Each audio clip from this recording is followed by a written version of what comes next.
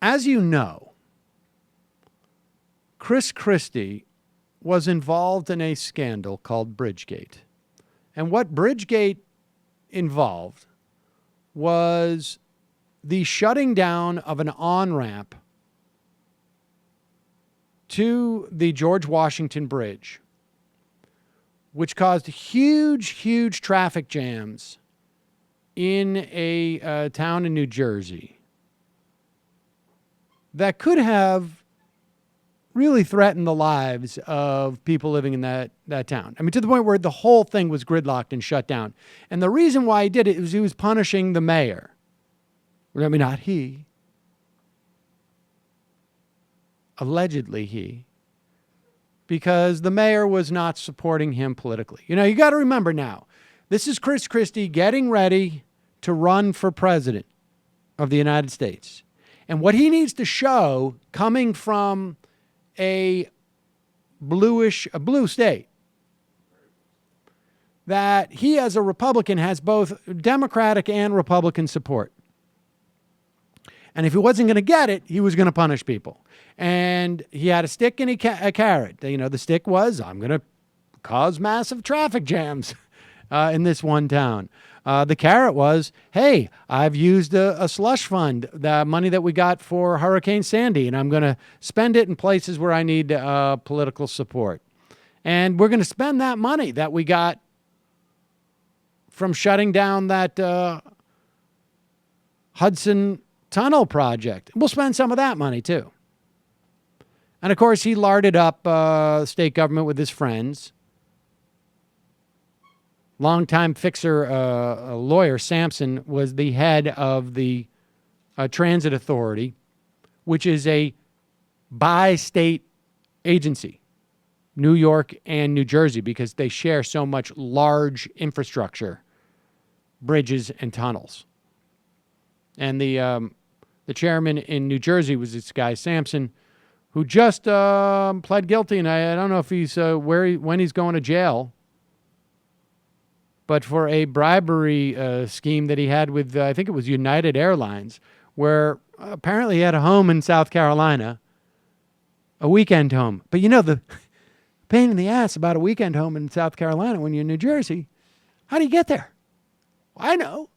You're chairman of the Transit Authority, who oversees the Port Authority, who oversees Newark Airport. You say to an airline like, would really like a direct flight to South Carolina near my house. And they say, okay. So you got this like 3/4 empty flight that goes every Friday from New Jersey. And so he's going to go to jail for that. And so up until now, Chris Christie has denied direct involvement and knowledge of what shut down that bridge. And investigators had only found specific evidence on 2 people. One guy was Bridget Kelly, Christie's former deputy chief of staff. Another guy was Bill Baroni, a Port Authority executive under Sampson. They were indicted in May of last year, along with a guy named David Wildstein, who was friends with Chris Christie. David Wildstein pled guilty. He acknowledged that the lane closings were an act of vengeance against this mayor, Mark Skolich of Fort Lee. We don't know what kind of evidence he's turned in at this point. We don't know. So Baroni and Kelly are going to trial in September. I think it's September 10th. Well, apparently, Baroni's attorneys, who are trying to get a hold of Chris Christie's phone. Why would they think that there's something on Chris Christie's phone that would be important? I don't know. But what has come out today and I think this is really problematic for him, was text messages between Christina Renna, this is Christie's former director of intergovernment affairs, and Peter Sheridan, a staffer on Christie's re-election campaign. And the exchange was while they were watching Chris Christie at a December 2013 press conference where Chris Christie is saying, I have no idea about this stuff. I was not contacted. I have absolutely no reason to believe that this is about political retribution, whatever it was. And Ms. Renna texts to Mr. Sheridan, are you listening? He just flat out lied about senior staff and Stepien not being involved. Not good. Not good. Not He'll never have that kind of charm. And then Sheridan says, I'm listening. And Sheridan, governor's doing fine, holding his own up there. Ms. Renna, yes, but he lied.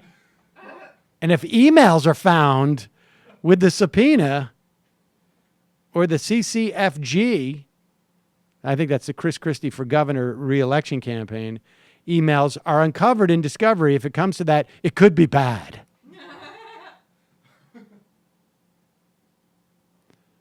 And now here's the problem.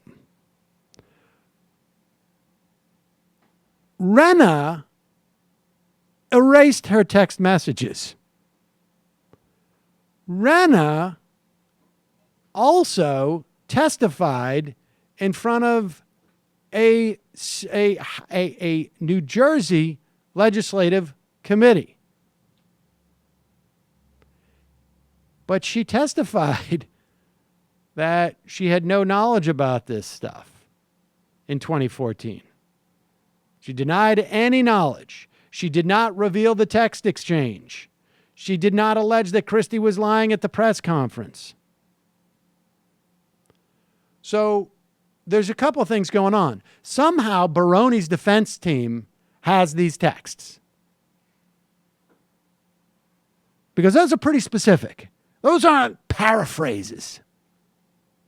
And now Ms. Renna has what appears to be, and I don't know if it's perjury if you, in the context of lying to the state legislator, but I got to think there's something that's going to be bad there for her. And she deleted her texts, which appear to be evidence. And that's not going to be good for her. Not good. Not good. Sad. People delete texts all the time for memory purposes. Oh, that may be the case. But it seems to be a pretty safe conclusion that she knew that was evidence. Especially when you're talking about emails as evidence in the same texts. Well, right, but I mean, you would know that even if you deleted an email, nothing's ever gone. I just wanted You to can eating delete up texts. data. They're not Fuck gone. it. Well, she deleted the text. Now, maybe she can argue in front of that federal investigator who's sitting in front of her, I did it to save memory. And that federal investigator will say, well, good, well, give me the phone. I'm going to see how much else you deleted on that day to save memory. I think that she might get a little nervous. Just everything. I just went through my photos. I just was like tired of this clutter, digital clutter. I'm not saying the whole I was thing reading this isn't Isabel incriminating. Gillies column on how to feng shui your digital listen, life. I'm sure she's going to have an argument. What I'm saying is that I wouldn't want a federal investigator staring at me with this information. I think I'd be a little bit nervous. And so... well, her biggest crime, working for Chris Christie. That's true. It appears. That's a good point. But so I think this is quite clearly not over for Chris Christie. It's just beginning. September should be quite fun. Quite fun. And of course, Chris Christie says, there's nothing going on. There's nothing to see here. I'm going to enjoy this. Yeah. I'm going to really enjoy it. Go pick You know, up some food, Chris. The other day, his Christie was on a 4-hour sports radio program. He hosted it. Fan 660 AM. Gotta think he's hitting the bucket list right now. Yeah. All the things I want to do before I go to prison. And how do we want him to be arrested? What was our vision?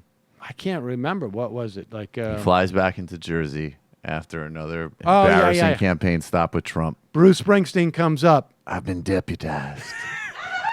Put your hands out. That's how we want it to happen. I would also love Bruce Springsteen to also be deputized to be the prosecutor. So in conclusion, ladies and gentlemen of the jury, before you stands a man who doesn't even have the integrity to deliver that Burger King order to Donald Trump he that he did so testified- pathetically. Testified. I think Chris Christie should go to prison for 35 years. I recommend the maximum sentence. Bon Jovi drives him. That's right. Just the complete Yep. every music idol that every artist. I mean, I guess Bon Jovi is the distant second to Bruce Springsteen. There's no one else like that for Chris Christie. Hello, you. I'm Sam Seder. Looking for smart progressive talk that is occasionally amusing? Well, subscribe to our YouTube feed. Subscribe to our podcast.